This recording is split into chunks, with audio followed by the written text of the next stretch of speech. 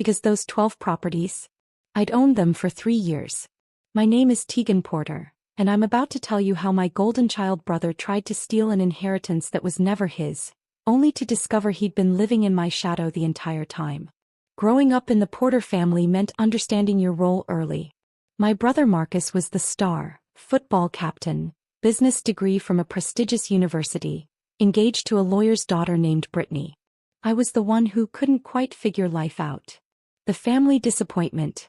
It started when I was 16 and told my parents I wanted to study hospitality management instead of pre-law like Marcus. My father actually laughed. Tegan, be realistic. You're not exactly executive material.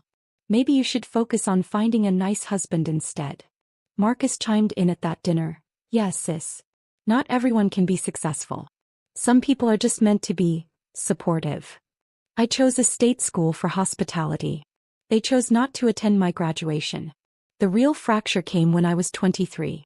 I'd been working at a hotel in Miami, learning the business from the ground up.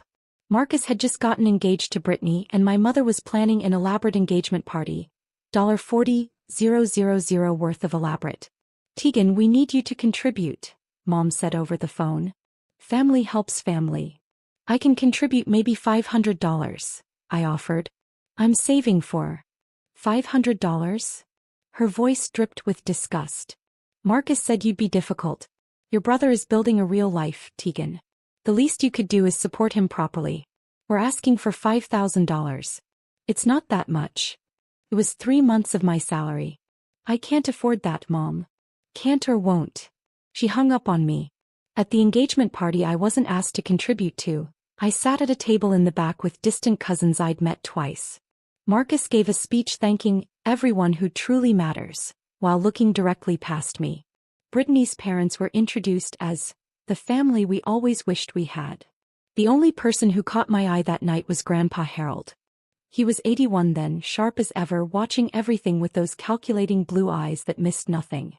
He gave me a small nod from across the room. After that party, I stopped attending family events unless Grandpa Harold specifically asked me to come. My parents called it abandoning the family. I called it protecting my mental health. I visited Grandpa Harold every Sunday though. We'd have breakfast at his favorite diner, the Early Bird in Coral Springs. He never asked why I wasn't at Marcus's birthday parties or my parents' anniversary celebrations. He just listened while I talked about work, about my dreams of running my own hotel someday. You've got something Marcus never will, Grandpa told me one Sunday morning when I was 25. You understand that respect is earned by doing the work, not by demanding recognition. The family doesn't see it that way, I said. The family sees what they want to see. He sipped his coffee slowly. But I see you, Tegan. I've always seen you. What my family didn't know, what I deliberately never told them, was that the little hotel job I had was actually an assistant manager position at a boutique luxury hotel in Miami Beach. And I was exceptional at it. At 26, I identified a struggling property that was about to go into foreclosure. A beautiful Art Deco building with 45 rooms that just needed vision and capital. I'd been saving aggressively for 3 years, and I'd built relationships with investors through the hotel industry. I bought that property for $2.1 million with a combination of my savings, investor backing, and a commercial loan. My family would have called it reckless. I called it calculated. Within 18 months, I'd transformed it into the Deco Pearl, a 4-star boutique hotel that became the darling of travel magazines. Revenue jumped 340% in the first year. But I never told my family. Why would I? So they could suddenly be interested in my life. So Marcus could give me condescending advice about managing my little hotel? So my parents could find reasons why I owed them money for all those years they invested in raising me?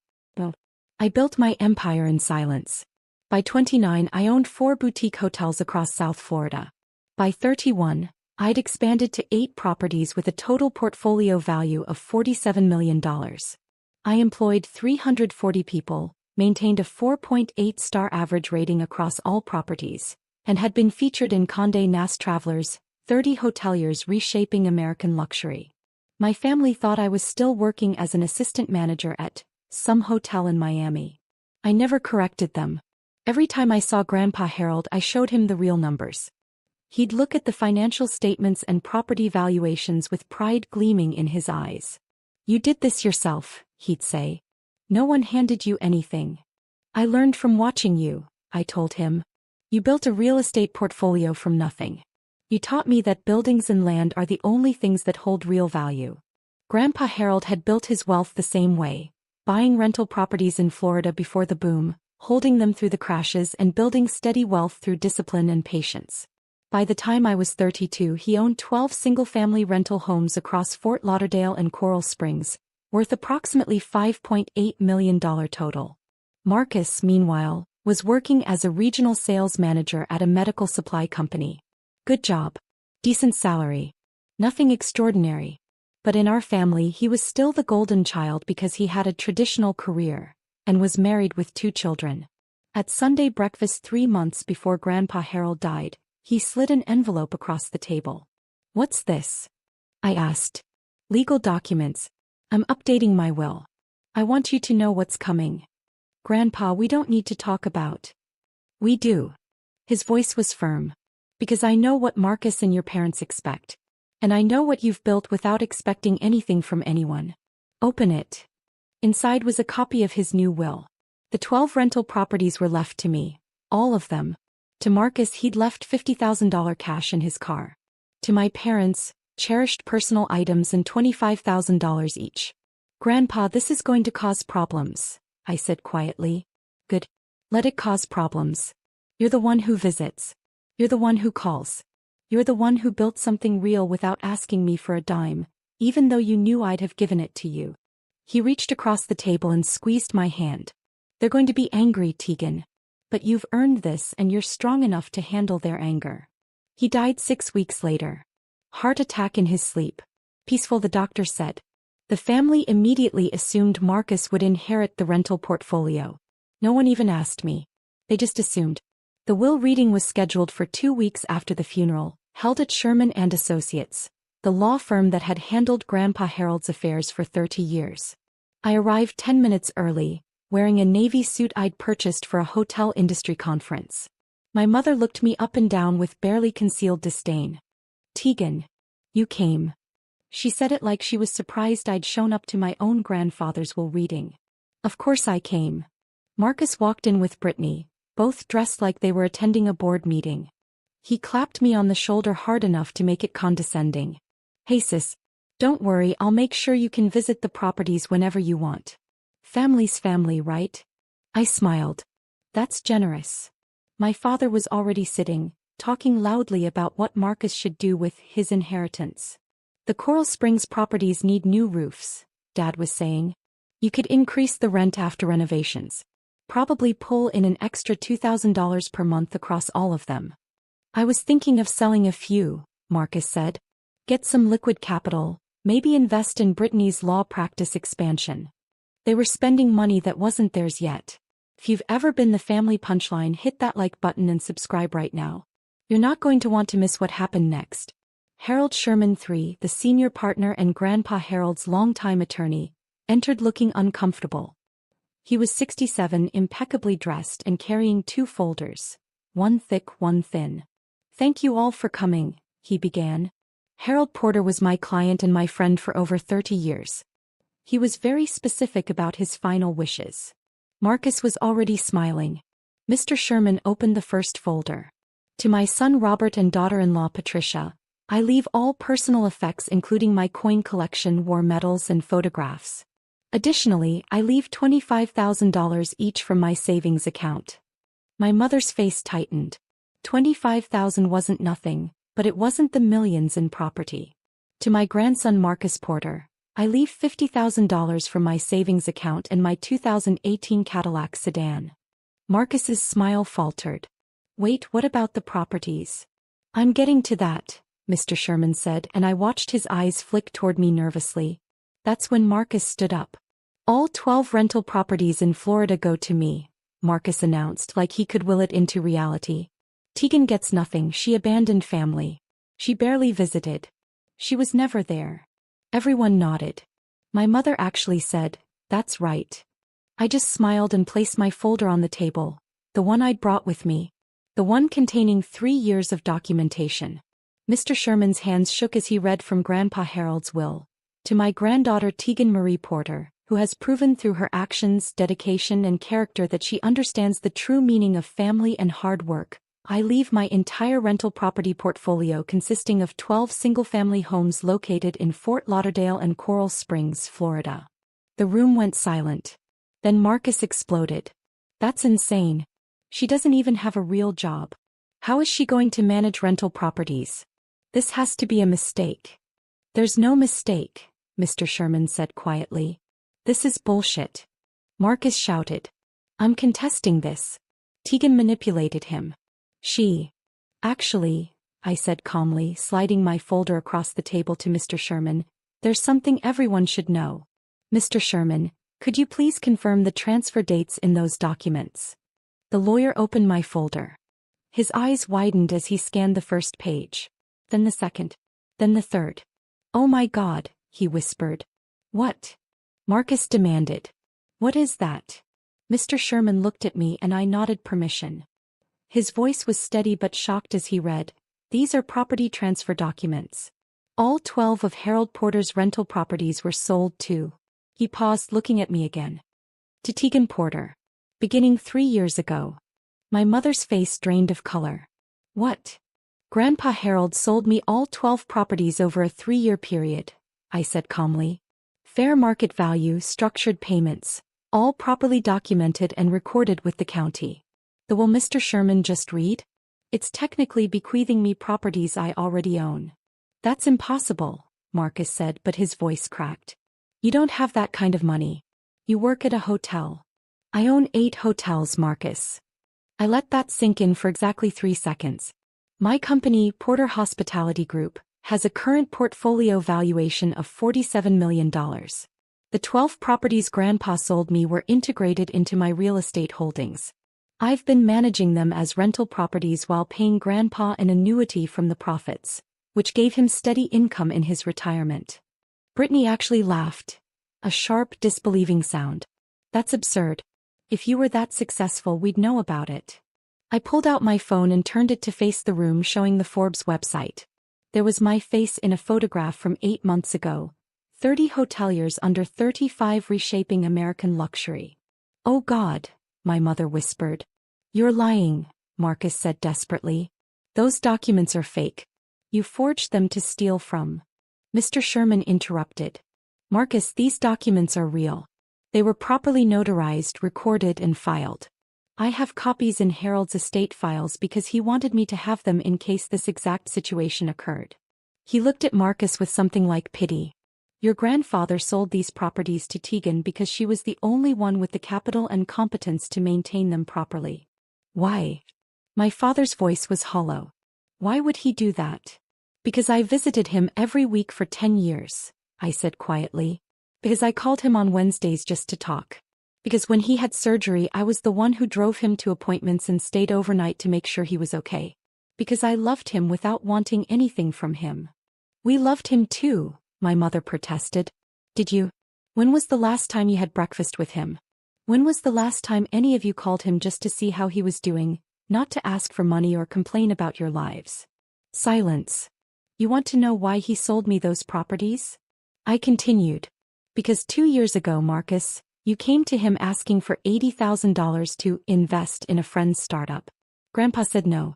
You called him selfish and didn't speak to him for 7 months. Marcus's face went red. That's not. Mom, you asked him to co-sign a $45,000 loan for a kitchen renovation. When he declined, you told him he was hoarding wealth from his own family. Dad, you wanted him to give you 3 of his rental properties outright so you could manage them and keep the income. He refused and you didn't visit for a year. That's not fair, my mother said, but her voice was weak. Grandpa kept a journal, I said softly. Every interaction. Every phone call. Every request for money. Every holiday he spent alone because you were all too busy. Mr. Sherman, would you like to read from the letter Grandpa left for the family? The lawyer pulled out another document, this one handwritten in Grandpa Harold's distinctive script. He read, To my family, if you are hearing this letter, it means you are confused or angry about my decisions regarding my estate. Let me be clear. I gave my properties to Tegan because she earned them. Not through birthright or expectation but through presence, love and character. Marcus, you are a good man but you have always expected success to come from what others give you. Tegan built her success alone, never asking for help and still made time to be with an old man every week. That is why she has everything. That is why she deserves everything. If you are angry, look inward. I loved you all but I respected Tegan. There is a difference. My mother was crying. Marcus looked like he'd been punched. Then Brittany spoke up, her lawyer instincts kicking in. This still doesn't add up. How did you afford to buy 12 properties worth millions? Where did that money come from? Drop a comment and let me know where you're watching from tonight. I started buying properties from Grandpa 3 years ago, I explained. The first 3 I purchased outright from my hotel profits. For the remaining 9, Grandpa held the mortgages himself, seller financing at a fair interest rate. I made monthly payments while managing the properties and sending him the rental income minus expenses. He used that money for his living expenses in retirement. You were paying him? My father asked, stunned. Every month. $1,200 per property on average, plus all rental income. Over 3 years, I paid him approximately $520,000 total. I pulled out another document. Here are the bank transfer records. Mr. Sherman reviewed them and nodded. These are legitimate.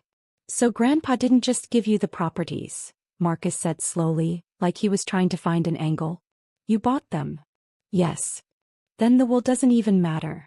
You already own them. Correct, Mr. Sherman confirmed. The will was Harold's way of making his intentions publicly clear to the family. He wanted everyone to understand that Tegan earned this. Marcus slammed his hand on the table. This is insane. You stole our inheritance. No, I said, my voice sharp for the first time. I bought properties that Grandpa chose to sell to someone he trusted. You're not entitled to other people's assets just because you're related to them. That's not how inheritance works, and it's definitely not how respect works. We're contesting this, Marcus said, looking at Brittany. You'll lose, Mr. Sherman interrupted. And I'm going to be very frank with you, Marcus. If you pursue legal action against Tegan over property she legitimately purchased, you will spend tens of thousands in legal fees only to have a judge dismiss your case. Your grandfather was of sound mind. The transactions were legal. There is no case. Then he was manipulated, my mother burst out. Tegan took advantage of an old man. Mrs. Porter, I've known Harold for 30 years. He was sharper at 84 than most people are at 50. These transactions were his idea, not Tegan's. That's when my father said something that revealed everything. But what are we supposed to get? We're his children. We deserve something. You got exactly what Grandpa thought you deserved, I said quietly. $25,000 each and his personal effects. That's more than I got from you growing up. The room fell silent except for my mother's quiet crying. Then I stood up and gathered my folder. For what it's worth, I'm not angry at any of you. I'm just done. Done trying to earn love from people who see me as less than. Done being the family disappointment when I've built something you can't even comprehend. Done pretending that blood relation means I owe you anything. Tegan, my father started. I'm not finished. My voice was calm but every word carried weight. You taught me exactly how much I was worth to you. I just raised my price. You mistook my silence for acceptance, my absence for failure. But I wasn't hiding. I was watching. Every dismissive comment, every time you chose Marcus over me, every time you made me feel small, I was gathering evidence of who you really were. That's cruel, my mother whispered. No. Cruel was excluding me from family events. Cruel was telling a 16-year-old girl she wasn't executive material. Cruel was demanding $5,000 I didn't have to celebrate a brother who called me a disappointment. I didn't respond with cruelty. I responded by becoming someone who didn't need your approval. I turned to Mr. Sherman. Is there anything else that requires my presence? No, Miss Porter. We'll handle the estate paperwork through standard channels. Then I'm leaving. Marcus, Brittany, Mom, Dad, I wish you well. I genuinely do. But you won't be hearing from me again unless it's through my attorney. I was halfway to the door when Marcus shouted, You can't just walk away. We're family. I turned back one last time. No. Grandpa Harold was family. He showed up. He believed in me. He earned the title. You're just people I happen to share DNA with. There's a difference. As I reached for the door handle, it opened from the outside. Two people I recognized entered. Detective Sarah Chin from the Fort Lauderdale Police Department White Collar Crime Unit, and James Morrison from the IRS Criminal Investigation Division. Tegan Porter? Detective Chin asked. Yes. We need you to stay for a few more minutes. We have some questions for everyone in this room. My stomach dropped. What's this about? We've been investigating financial irregularities related to Harold Porter's estate. Specifically, we've found evidence of attempted fraud. Marcus went pale. Mr. Sherman stood up slowly. What kind of fraud? Detective Chin pulled out her own folder. Much thicker than mine. 3 weeks before Harold Porter's death, someone attempted to have him declared mentally incompetent and transfer all his assets into a trust controlled by Marcus Porter. The documents were filed with forged medical evaluations and a notary stamp that doesn't match any registered notary in the state of Florida. Everyone's eyes turned to Marcus. That's insane, he shouted. I didn't. We have your signature on the trust documents, Mr. Porter, Agent Morrison said. We also have email correspondence between you and someone calling themselves Dr. Rebecca Hamilton, discussing payment for medical evaluation letters declaring your grandfather incompetent. Rebecca is Brittany's paralegal, I said quietly, the pieces clicking together. Brittany stood up so fast her chair fell backward. I had nothing to do with this. Marcus, what did you do? We have your work email address in the correspondence chain, Mrs. Porter, Detective Chin said. The emails were sent from your law firm's server. I want a lawyer, Marcus said, his voice shaking. You married one, I said, but there was no satisfaction in it. Just sadness. Detective Chin continued. We're also investigating a series of unauthorized withdrawals from Harold Porter's bank accounts in the 6 months before his death. Approximately $47,000 was transferred to accounts belonging to Marcus Porter and Robert Porter. My father's face went gray. Those were loans. Dad said I could borrow. We have the bank records, Agent Morrison interrupted.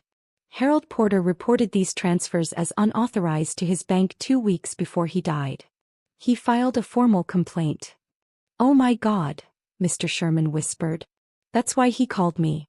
He said he suspected someone was trying to steal from him, but he wanted to be sure before making accusations. Hit that subscribe button if you've ever had to set boundaries with toxic family, because what happened next destroyed everything they'd built. Detective Chin arrested Marcus and Brittany right there in the conference room. Financial fraud, attempted exploitation of an elderly person, forgery, identity theft. The charges kept coming. My father was arrested the following morning at his home.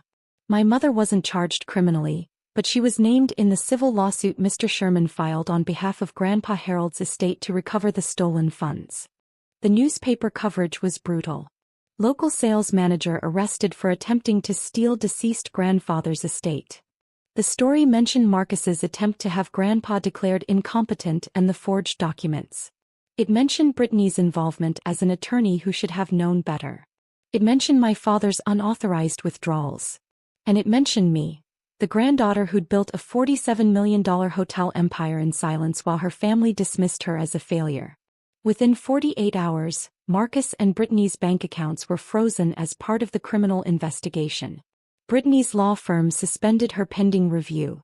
Marcus was fired from his job for conduct unbecoming after his employer saw the arrest on the news. Within a week, they'd listed their house for sale, a desperate attempt to pay legal fees. They couldn't find a buyer at their asking price. The market knew they were desperate. Brittany filed for divorce 3 weeks later. The court papers cited irreparable breakdown of trust and criminal conduct by spouse. She got primary custody of their 2 children and Marcus got supervised visitation. My father pleaded guilty to a reduced charge of financial exploitation of an elderly person.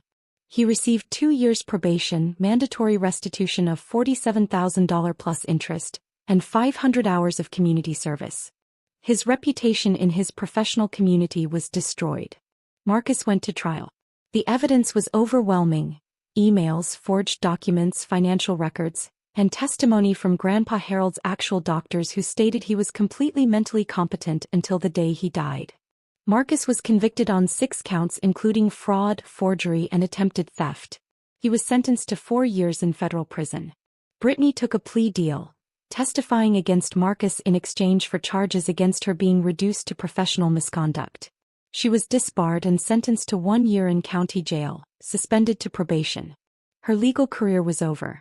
My mother never apologized to me directly, but she sent a card 6 months later. It said, "I don't expect forgiveness. I just wanted you to know I finally understand what Harold saw in you. I'm sorry I didn't see it too." I never responded. Some wounds are too deep for a greeting card to heal. 2 years after that reading, I was sitting in my office at the Deco Pearl, my flagship hotel in Miami Beach, when Mr. Sherman called. "Tegan, I wanted to let you know that all the estate proceedings are finally complete. The criminal restitution has been paid and Harold's estate is closed. Thank you for everything, Mr. Sherman. There's one more thing. Harold left a sealed letter for you that I was instructed to deliver only after all the legal proceedings concluded. I have it here whenever you're ready." I met him at his office that afternoon. The envelope was thick, addressed in Grandpa Harold's handwriting, "For Tegan when the dust settles." Inside was a 3-page letter dated 2 weeks before he died. "My dearest Tegan, if you're reading this, it means everything has played out as I suspected it would. Marcus tried something stupid. Your parents probably enabled him. And you've had to endure watching your family self-destruct over greed. I'm sorry you had to see that. But I'm not sorry for the choices I made. I sold you those properties because you were the only person who understood their real value, not as assets to liquidate but as foundations for building something lasting. You proved that you could build wealth through intelligence, hard work, and patience. You never asked me for shortcuts or handouts. You earned every single thing you have. Marcus was raised to believe he deserved success. You were raised to believe you had to earn it. Only one of those philosophies builds character. I know you'll feel guilty when Marcus faces consequences. I know you'll wonder if you should have handled things differently. Don't. His choices led to his consequences. Your only responsibility was to protect yourself and what you built. The properties are yours. The hotel empire is yours. But more importantly, the life you've built without needing anyone's approval. That's yours too. That's the real inheritance. Keep building, Tegan. Keep being the person who shows up. Keep proving that strength doesn't require cruelty and success doesn't require validation. You already made me prouder than Marcus ever could because you did it yourself. All my love, Grandpa Harold. I left you one more thing. Check with Sherman about the storage unit key. It's the Art Deco furniture collection I promised you'd appreciate someday. It'll be perfect for that hotel lobby you were designing. I cried reading that letter. Not sad tears, grateful ones. The furniture collection was worth $180,000 and absolutely perfect for the Deco Pearl's lobby renovation. Grandpa had known I'd need it before I did. Today I own 14 boutique hotels across Florida and Georgia. Porter Hospitality Group employs 520 people and has a portfolio valuation of $89 million. We're expanding into Charleston next year. The 12 rental properties Grandpa sold me are still part of my real estate holdings, professionally managed and providing steady income. I kept them because they remind me where I came from and who believed in me when no one else did. Marcus got out of prison 8 months ago. He's working as a night manager at a discount furniture warehouse. We have no contact. Brittany moved to North Carolina and works as a paralegal under her maiden name. She sends me Christmas cards with photos of my niece and nephew. I send them gifts but I don't respond otherwise. My parents sold their house to pay legal fees and restitution. They live in a modest apartment now. My father's health declined after the probation ended. They're not struggling but they're not comfortable either. I don't wish ill on any of them. But I don't have room in my life for people who only valued me when they thought I could give them something. Last month I had dinner with Mr. Sherman and his wife at the Deco Pearl. We toasted to Grandpa Harold's memory with his favorite bourbon. He'd be so proud, Mr. Sherman said. You turned his faith in you into an empire. I just followed his example, I said. Build something real. Show up for people who matter. Never apologize for being successful. And never let anyone make you feel small, he added. Never again, I agreed. If you've ever had to walk away to save yourself, tell me your story in the comments. What would you have done? Does any of this feel familiar? And if you've ever been underestimated by the people who should have believed in you most, hit that like button because you're not alone. You never were.